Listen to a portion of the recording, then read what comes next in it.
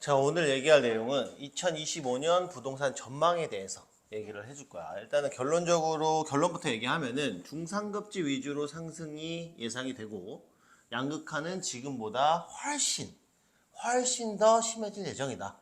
이렇게 먼저 결론을 두 개를 내놓고 얘기를 시작을 할 거야. 그러면 왜 중상급지 위주로 상승을 하고 양극화가 더욱더 심해질 수밖에 없는지 지금부터 설명을 해줄게. 일단 첫 번째로 금리 인하야. 지금 현재 미국 금리는 4.5%고 한국 금리는 3.3%란 말이야. 그냥 3%. 근데 얘네가 올 초에, 응? 올 초만 하더라도 미국 금리는 5.5%였어. 그리고 한국 금리는 3.5%였단 말이야. 그럼 얘네는 1%포인트가 낮아졌고, 얘네는 0.5%포인트가 낮아졌어. 근데 이게 미국에서 금리를 계속 내리고 있는 이유는 첫 번째가, 물가가 이제 안정이 되고 있다고 판단을 한 거지. 물가 안정이 있고, 두 번째가 이제 실업률이 많이 한 4% 정도대로 많이 떨어졌어. 그래서 취직을 많이 했다는 소리야. 그러니까 취직을 많이 하니까 사람들이 이제 돈을 벌기 시작하고, 그러면서 이제 물가가 또 안정이 되고, 그래서 지금 연준에서 올 초부터 계속 금리를 조금씩 인하를 하고 있단 말이야. 그래서 얘네가 5.5%에서 4.5%로 현재 낮아졌고, 그 다음에 한국은 3.5%에서 3%대로 낮아졌어. 그리고 여기서 하나를 더하자면은 이제 S&P 500이라는 게 있어. 이게 한국으로 따지면은 코스피 100 이런 거야. 이 지수가 역대 최고치를 찍고 있다. 그러니까 주가가 엄청 좋다. 이 말이야. 그러니까 경기가 엄청 좋다는 얘기야, 미국이. 현재. 그러면서 금리를 인하하고 그거에 맞춰서 우리나라도 금리를 인하를 하고 있다. 그러면 우리나라도 금리가 인하됐기 때문에 당연히 자연스럽게 대출금리 또한 낮아질 수밖에 없다. 이런 결론이 나오는 거야. 그러면 여기서 또 한 가지 알아야 될 게, 왜 미국이 금리를 내리면 우리나라를 비롯해서 여러 국가들이 금리를 내리거나 혹은 따라가거나 할 수밖에 없는가를 알아야 돼. 왜냐하면 전 세계 공용으로 쓰여지는 화폐가 달러란 말이야. 근데 얘네가 금리를 내리는데 우리는 올리거나 혹은 얘네가 금리를 올리는데 우리가 내리면 달러와 원화의 차이가 점점 벌어져요. 그러면은 수출도 수입도 막히고 경제가 어려워진단 말이야. 그렇기 때문에 미국이 금리를 내리면 전 세계적으로 그거에 맞춰서 내리거나, 미국이 금리를 올리면 전 세계적으로 그거에 맞춰서 금리를 오르거나 할 수밖에 없다. 근데 문제는 얘네는 1% 내리면 우리는 또 그걸 봐서 우리 경제 상황에 맞게 우리는 뭐 0.5%를 내린다든지 0.25%를 내린다든지 이렇게 따라갈 수밖에 없다. 그래서 매년이 아니라 1년에 몇 번씩 연준에서 금리 발표를 하는 거야. FOMC에서. 오케이? 네. 그래서 금리가 전체적으로 지금 현재 내려가고 있다. 올 초에 비하면은 이만큼이나 내려갔다. 이만큼 0.5% 금리는 실질적으로 굉장히 크지. 이건 기준금리니까. 그럼 우리가 이제 3%라고 하면은 한국은행에서 은행이 돈을 빌리는데 3%에 빌려온다는 뜻이야. 그러면은 지금 대체적으로 금리가 지금 평균적으로 은행 금리가 4% 되잖아. 이게 한 올 초에서 올해 상반기 정도 되면 한 3.6에서 3.7까지 떨어질 수 있다. 그러면은 대출을 많이 받기에 용이하다. 그러면은 주택담보대출뿐만이 아니라 뭐 전세대출도 마찬가지란 말이야. 그래서 이게 만약에 이게 대출이 일단은 금리가 많이 낮아진다. 이게 어떤 이 부동산 중상급지 위주로 상승한다는 거에 첫 번째 조건이야. 자, 2번 대출 규제 완화야. 지금은 이게 대출 규제 완화에서 물론 다주택자, 다주택자는 제외. 얘네는 풀어줄 확률이 없다. 그러면은 다주택자를 제외하고 대출 규제가 이제 완화될 예정이다. 이유는 첫 번째가 총량제가 있어. 은행들의 총량제가 있단 말이야. 2024년 1월부터 2024년 12월 31일까지 은행들이 많은 돈을 빌려줬을 거 아니야. 그래서 이제 많은 돈을 빌려주다 보니까 이제 금융위에서 제재를 하고, 그래서 이제 대출 그만해줘라. 해서 대출 규제가 생긴 거야. 근데 2025년 이제 새해가 밝았잖아. 새해가 밝으면은 이제 은행도 또 새해도 대출을 해줘야 먹고 살 거 아니야. 그러면은 이 총량제가 리셋이 된단 말이야. 그럼 2025년에는 다시 한번 대출을 해줘야 돼. 근데 은행 입장에서는 신용대출을 해주는 게 좋겠어? 담보대출을 해주는 게 좋겠어? 담보대출. 당연히 담보대출을 해주는 게 좋단 말이야. 그러면은 담보대출에 대한 대표적인 게 뭐야? 주택담보. 주택담보대출하고 전세담보대출이야. 그런 거를 풀어줄 수밖에 없다. 그래서 이제는 대출의 규제가 좀 완화될 예정이다. 우리가 지금 최근에 은행 딜러들, 은행 대출해주는 사람들이랑도 있어요. 통화를 해보면 그 사람들도 이제 곧 대출에 대한 규제가 완화될 확률이 많다라고 얘기를 하고 있지. 그게 첫 번째 이유야. 대출 규제 완화에 대한. 그리고 두 번째가 지금 경기 악화로 소비 심리가 너무 위축돼 있어. 지금 가뜩이나 경기가 안 좋았는데 12월 3일 날 이상한 게 발표가 되면서 소비 심리가 더욱더 위축이 되고 있단 말이야. 소비 심리가 위축이 되면은 결국에는 누가 죽어나? 소상공인들이 죽어나는 거야. 그렇기 때문에 소비 심리가 너무 위축이 되어 있기 때문에 대출까지 거기다가 지금 현재는 막혀가지고 더욱더 소비 심리가 위축이 돼 있어. 그래서 대출 규제를 완화해주고 풀어줄 확률이 많다. 이렇게 보고 있는 거지. 오케이? 그 다음에 자, 세 번째. 요 앞서 말한 내용인데 금리 인하.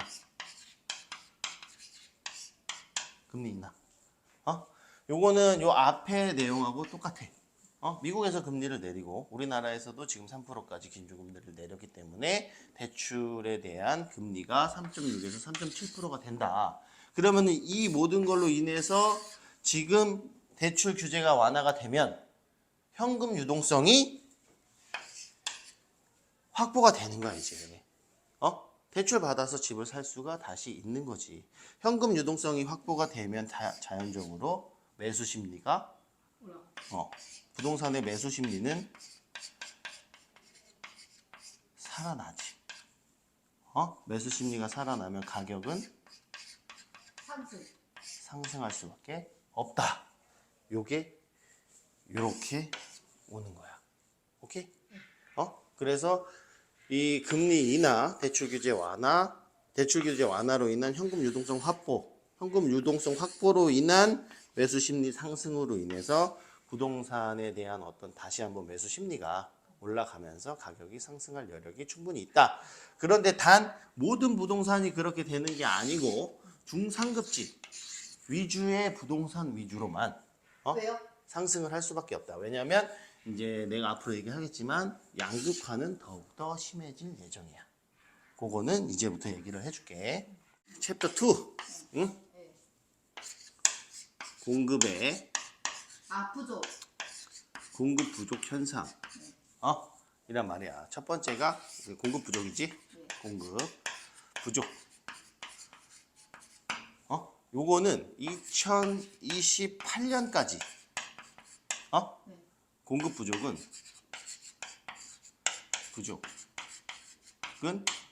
팩트야. 왜요? 이거는 어떻게 할 수가 없어. 2028년에 공급을 하기 위해서는 지금 2025년이지? 지금부터 지어야 돼. 그래야 2028년에는 짠하고 뭔가 아파트를 공급을 할 수 있는데 지금 부시고 짓는 곳이 현저히 떨어져. 전국적으로도 거의 없고 그 서울은 특히나 완전 조금이란 말이야. 서울은. 그렇기 때문에 공급 부족은 서울에서는 어쩔 수 없는 현실이다. 지금 뭐 1기 신도시 뭐 얘기하잖아. 그거 재건축? 아직 멀었어. 그거 이주대책 마련하려고 해도. 그래도 그거 해봐야 경기도야. 근데 서울은 공급 부족이 2028년까지는 무조건 부족해. 그리고 2029년, 뭐 30년, 31년, 32년 또한 부족해. 계속. 근데 뭐 갑자기 정부에서 미친 척하고 재건축 재개발의 어떤 조합 설립 인가부터 관리 처분인가 이주 철거까지 뭐 2년 3년 안에 끝낼게. 뭐 이런 패스트트랙 이런 거를 지금도 패스트트랙이긴 하지만 문제가 많잖아. 패스트트랙을 도입해가지고 막 내년, 내후년부터 부시고 짓고 하는 데가 엄청나게 늘어나지 않을 이상 서울의 공급은 계속 부족할 수밖에 없단 말이야. 그래서 공급의 부족은 어쩔 수 없는 현실이다. 그리고 중요한 건 서울에 지을 땅도 별로 없어. 결국에는 재개발, 재건축으로 해야 되는데 그러려면 지금부터라도 뭔가 부시고 지어야 이때 공급이 계속 늘어나고 하는데 이제 막 시작하는 것도 있고 계속 공급은 부족할 수밖에 없는 거야. 이거는 무조건 현실이 될 수밖에 없다. 그러면 공급이 부족하면은 당연히 수요 공급의 법칙에 의해서 가격은 올라간다. 올라갈 수밖에 없지. 가격은 무조건 올라갈 수밖에 없어. 물론 우리가 부동산이 뭐 떨어졌다 올라갔다 떨어졌다 올라갔다 하지만 결국에 봐봐 이렇게 올라갈 수밖에 없다. 근데 옛날처럼 부동산이 막 갑자기 폭등 이런 거는 없을 수 있어. 그렇지만 결국에는 부동산은 우상향할 수밖에 없다. 왜요? 공급이 부족하니까 계속. 특히 서울은. 그러니까 서울을 뭐 예를 들어서 지금 아파트를 500층으로 짓지 않는 이상 공급이 계속 부족할 수밖에 없잖아. 무슨 말인지 알지? 네, 두 번째가 인플레이션 또한 인플레이션이라는 게 있지. 인플레이션 또한 이 부동산 영향에 굉장한 가격에 대한 상승을 가져와. 왜? 인플레이션이 하게 되면 올라가고 물가 상승되지. 인건비도 상승. 올라가. 모든 자재값이 올라간단 말이야. 네. 그러면은 예를 들어서 우리가 집을 하나 가지고 있어. 그럼 이 집을 관리하는데 그전에는 10원이 들었어. 근데 인플레이션으로 이 집을 관리하는데 인건비, 물가, 자재값 모든 게 상승해가지고 뭐 보유세도 상승하고 해서 100원이 들어. 그럼 주인 입장에서는 90원을 더 내야 돼. 이제 요 관리하는데 똑같은 집을 갖고 있는데 그러면 이 집을 주인이 다 내냐? 아니란 말이야. 이거는 누구한테 전가가 된다? 세입자. 그렇지. 임차인한테 결국에는 전가가 되는 거야, 이것도. 임차인한테 전가가 되면은 임대료가 올라가지. 임대료가 올라가면 매매가는 결국에 어떻게 돼? 올라가는 거야. 그래서 인플레이션 문제가 이 부동산 상승을 가져오더라. 근데 지금 인플레이션은 계속 심화되고 있고 그렇잖아. 그래서 이 공급의 부족과 인플레이션의 문제로도 인해서 부동산 가격은 폭등은 아니더라도 계속 2025년에는 상승할 수밖에 없다. 가뜩이나 지금 중상급지 위주로 부동산 가격이 오르고 경기가 악화되고 있고 양극화가 심해지고 있는 이 사태였어. 그래서 그냥 이렇게 흘러가나 보다. 그냥 금리가 인하되고 대출 규제가 좀 완화되면서 사람들이 이제는 매수 심리가 좀 상승해가지고 중상급지 위주로 좀 집을 사고 이제 양극화는 지금과 같이 좀 심각하고 뭐 이런 거 위주로 흘러가나 보다라고 결론을 내리고 있던 찰나에 자 우리가 지금부터 얘기할 내용을 잘 들어라. 이게 핵심 포인트야. 이제 앞으로 우리는 미래를 내다봐야 되기 때문에 자 12월 3일 날 뭐가 발표돼? 개요. 그렇지. 계엄이 발표돼. 깜짝 놀랐어. 계엄으로 인해서 지금 무슨 국면이야? 탄핵. 그렇지. 지금 윤 대통령이 탄핵 중이고 직무가 정리돼서 지금 헌법재판소에서 지금 탄핵 중이잖아. 그럼 우리는 여기서 두 가지를 들어봐야 돼. 첫 번째, 탄핵이 기각돼. 탄핵이 기각되는 첫 번째 사유가 있을 테고 두 번째가 탄핵이 인용되는 이 두 가지의 예를 들어볼 수 있지. 앞으로 우리 부동산 투자자 입장에서 딴 사람 필요 없어. 딱 정확히 부동산만 보는 거야 우리는. 그럼 기각이 되면 어떻게 돼? 윤 씨께서 다시 대통령. 돌아와. 네. 윤 대통령이야 다시. 네. 윤 대통령이 다시 대권을 잡으면 다시 대통령의 복귀가 되면 경제가 어떻게 될까? 안 좋아져. 폭망해. 이거는 뭐 정치적 개념이 아니라 내 생각은 그래. 왜 그러냐면 윤 대통령이 다시 계엄이 되면 해외에서 봤을 때 윤 대통령이 다시 대통령이 되면 외국에서 봤을 때 다시 계엄을 선포할 수 있다. 있다고 보는 거야. 제 계엄을 선포할 수 있다고 보는 거야. 그러면 우리나라의 신용도는 진짜 바닥을 치는 거야. 그러면은 외국인들이 무섭잖아. 옛날에 계엄 발표됐을 때 뭐 전두환 시절에 은행에 돈 넣는 것도 못 찾았다고 하잖아. 그 어떤 투자자가 미치지 않고서야 우리나라에 투자를 해. 국가 신용도가 바닥을 친단 말이야. 그러면은 사실 국가 신용도가 떨어진다는 거는 굉장히 큰 위험이야. 주식 폭락하지. 난리 버거지가 날 거야. 그럼 경제는 내가 봤을 때는 진짜 파탄에 이를 수도 있어. 근데 이 확률이 내가 봤을 때 정치적인 발언은 아니지만 그냥 봤을 때 10% 정도밖에 안 돼 보여. 그냥 내가 부동산 투자자 입장에서 봤을 때 10%밖에 안 돼. 그러면은 두 번째가 탄핵이 인용이 됐을 때 그러면은 대선이 치러지겠지. 왜냐면 공석으로 둘 수가 없으니까 대선이 치러진단 말이야. 그러면 유력한 후보가 있어요. 누구야? 이씨. 이 씨가 유력해. 혹은 민주당 쪽이 민주당 쪽 혹은 야당이라고 하자. 야당 쪽이 유력한 후보야. 그러면은 이 사람들이 대통령이 됐을 때를 우리는 생각을 해야 돼. 할 수밖에 없는 사람이야. 그럼 이 사람들이 대통령이 되면 어떠냐? 여태까지. 문재인 때 생각해. 그렇지. 문재인 때를 생각해야 되는 거야. 문재인 때를. 문재인 때는 부동산이 어떻게 됐어? 폭등. 부동산이 폭등했어. 문재인 때 부동산이 왜 폭등했는지를 잠깐 설명을 하면 뭐 여러 가지 이유가 있어. 근데 문재인 대통령님 때, 문재인 때라고 하니까 좀 그러네. 문 대통령님 때 부동산이 왜 폭등을 했냐면 첫 번째, 이 정부에서 가장 쓰레기 취급하고 죄인 취급을 했던 게 다주택자란 말이야. 쓰레기. 이거를 좀 지우고. 자, 이거는 뭐 10%밖에 안 되니까 우리는 90%를 생각해야 되니까. 자, 다주택자를 아주 쓰레기 취급하고 죄인 취급을 했어요. 그래서 막 보유세 물리고 종부세 물리고 양도세 물리고 막 그랬어. 이 다주택자도 쓰레기 취급을 했지만 1주택자, 1주택자인데 갭으로 샀어. 거주 안 해 여기. 이 사람들도 죄인 취급을 하던 게 이 시절이야. 이 시절.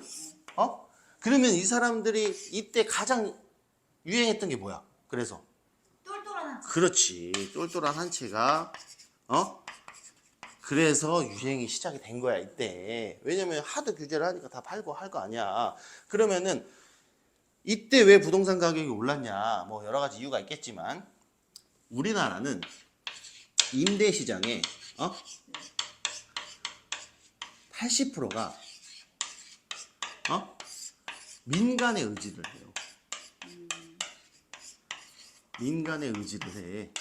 임대 시장의 80%가. 그러면 다주택자 이 사람이 만약에 4주택자야.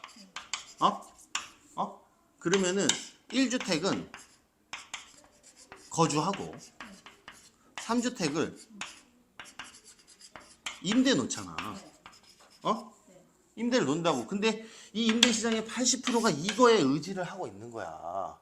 근데 다주택자를 규제하고 세금을 이빠이 아니 많이 때려버리니까 그러면 당연히 이 세금을 얘네들이 다 이 주인이 다 감당해? 아니란 말이야. 임차인들한테 전가를 시켜요. 그러면 전세 가격은 어떻게 돼?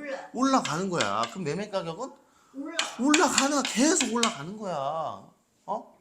그러니까 어떠한 정책도 시장을 이길 수 없어. 임대 시장의 80%가 민간에 의지하고 있는 우리나라에서 이 다주택자 규제를 해버리고 다주택자한테 무지막지한 세금을 이렇게 전가해 버리니까 그거는 자연스럽게 임차인들한테 갈 수밖에 없고 임차인들한테 전가함으로써 임대 시장의 가격은 올라가고 전월세가 가격은 올라가고 거기다가 지금 금리까지 떨어지잖아? 그러면 전세 대출도 받잖아. 그러면 더 올라가. 끝도 없이 올라가면은 매매 가격은 더 끝도 없이 올라가는 거야. 그래서 문재인 정부 때 가격이 쭉 올라간 거란 말이야. 물론 많은 이유가 있지만 이 이유가 커. 그러면은 자 이제 이런 이유로 인해서 다시 한번 부동산이 폭등할 확률이 매우 높다. 그렇지만 중상급지 위주로밖에 폭등할 확률이 나는 없다고 봐. 왜? 왜요? 다시 한번 이게 똘똘한 한 채가 유행할 수밖에 없다. 다주택자를 쓰레기로 보게 되면. 그러면 생각을 해봐. 내가 용산에 한 채를 갖고 있는 사람이야. 그리고 강북에 한 채, 노원에 한 채를 갖고 있어. 그럼 이 사람은 이 세 개 중에서 뭘 팔아? 강북 노원. 이걸 판단 말이야. 이거 두 개를 팔겠지. 그리고 이거 한 채를 갖고 있으려고 한단 말이야. 그러면은 이 여기에 매물은 계속 싸요. 많아져. 그치? 이쪽 매물은 모든 사람들의 다주택자가 여기는 팔 거 아니야. 그리고 여기 상급지 위주로 갖고 있을 거니까 이 하급지 위주로의 물건들은 계속 쌓여. 쌓인단 말이야. 그치? 여기도 마찬가지야. 근데 여기는 물건이 없어. 왜? 너도 나도 살려고 할 거 아니야. 똘똘한 한 채 가지기 위해서. 뭐 물론 용산이라고 얘기했지만 뭐 강남 있고, 응? 서초, 뭐 성수, 동작도 마찬가지야. 목동, 여의도, 뭐 기타 등등 있겠지. 마포도 있을 테고. 그러니까 뭐 용산을 파는 사람들은 강남이나 서초로 가고 싶어 할 테고, 뭐 동작 이런 데를 파는 사람들은 목동 여의도로 점핑하고 싶어 할 테고. 그러니까 이쪽의 매물들은 거의 없어. 그렇지만 이 강북 하급지 위주의 매물들은 계속 많아질 수밖에 없단 말이야. 똘똘한 한 채로 가기 위해서는. 그러면은 여기 매물은 아예 없어. 사고 싶어도 없어, 진짜로. 그러면은 여기 상급지 위주로는 매물도 없고 내놓는 사람도 잘 없잖아. 그러면은 가격은 어떻게 돼? 올라가. 그렇지. 가격은 계속 올라가는 거야. 이 똘똘한 한 채의 사태로 인해서 다주택자를 또 때려잡을 게 분명하거든. 그럼 똘똘한 한 채로 인해서 중상급지 위주로 상승이 되는 거야. 그때도 마찬가지였어. 그럼 여기 가격이 그렇다고 떨어지냐? 응? 여기 물건이 싸요. 그러면 여기에 다주택자들이 이걸 팔고 이걸 합쳐서 용산에서 강남이나 서초로 점핑을 해야 되잖아. 예를 들어서. 근데 이게 안 팔려. 그러면 굳이 이 사람들이 이걸 팔 이유도, 싸게 팔 이유도 잘 없어. 사실 임대 놓으면 돼. 근데 그러면 여기에 임대료 또한 상승할 수밖에 없어. 그러면 여기가 만약 여기도 떨어진다는 소리가 아니라 여기는 예를 들어서 뭐 여기가 5억이야. 응? 5억이 10억이 됐어. 근데 용산은 그냥 20억이야. 20억이 40억이 됐어. 그러면 이게 2배 오른 거잖아. 이것도 2배 오른 거고. 그러면 이게 5억짜리가 있고 20억짜리가 있잖아. 똘똘한 한 채고 나머지야. 그러면은 얘네는 2배 오르면 10억 되는데 얘는 40억 된단 말이야. 그럼 얘는 이렇게 가고 얘는 이렇게 가는 거야. 그러면 점점 더 차이가 가면 갈수록 벌어진단 말이야. 결국엔 서울에서 이렇게 될 수밖에 없다. 그래서 양극화는 계속 심해질 수밖에 없다. 이런 결론이 나오는 거야. 그래서 우리는 그러니까 뭐 지금 뭐 거의 90%는 내가 봤을 때는 그럴 가능성이 크다고 보여지는 게 윤 대통령이 복귀를 할 확률은 내가 봤을 때 지극히 적어. 그냥 투자자 입장에서 봤을 때 이거는 정치적인 관념을 떠나서. 그렇지? 근데 그렇게 되면은 민주당 쪽에서 잡을 확률이 많은데 민주당 쪽에서 잡게 되면은 이렇게 해서 이렇게 돼서 이렇게 되고 이렇게 됨으로 인해서 이게 심해질 확률이 굉장히 높다. 그래서 앞으로 우리는 앞으로는 부동산이 뭐 2030년 이렇게는 뭔가 또 어떤 뭐 사태가 터져가지고 뭐 우리가 뭐 피치 못할 사태들이 있잖아. 뭐 코로나도 있고 뭐 금융위기도 있을 수 있잖아. 그런 거를 떠나서 지금만 보게 되면 2025년에는 중상급지 위주로 상승을 할 수밖에 없고, 그렇다고 이런 하급지, 뭐 서울이야. 서울을 기준으로 하급지가 떨어지냐? 그것도 아니야. 하급지는 이렇게 완만하게 가지만 중상급지 위주로는 더 가파르게 상승할 수밖에 없다. 그래서 이 격차는 계속해서 벌어질 수밖에 없다. 그래서 지금이라도 이런 어떤 중상급지 위주의 어떤 부동산을 사놓는 게 결국에는 낫다는 거지. 오케이? 이게 내가 보는 2025년의 부동산 전망이야.